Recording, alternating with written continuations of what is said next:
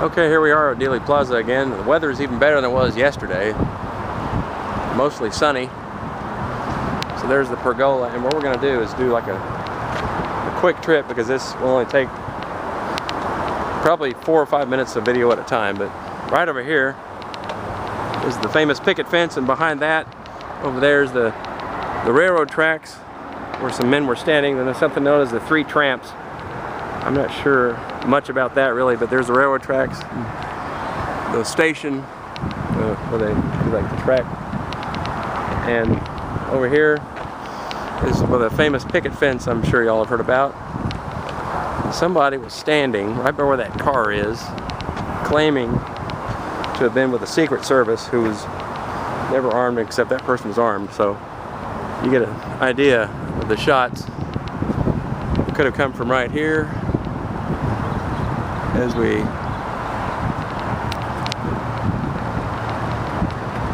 are now at the picket fence, I'm blessed with perfect weather. It's not even humid at all, about 78 degrees. Right there's the triple underpass. And of course right there's the grassy knoll. And you can get an idea of the shot that person would have had. I'd say about right here.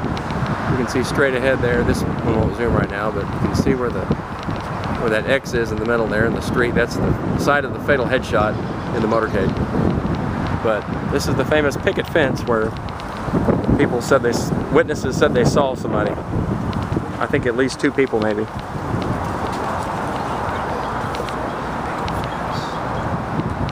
So you go along in here and you see what.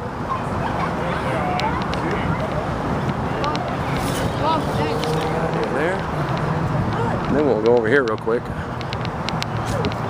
from the picket fence all the way down to the main area.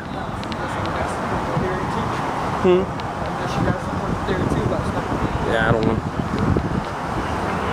So you go over here where they have all kind of memorabilia, and we'll go to the perch where Zapruder stood, and here in a second.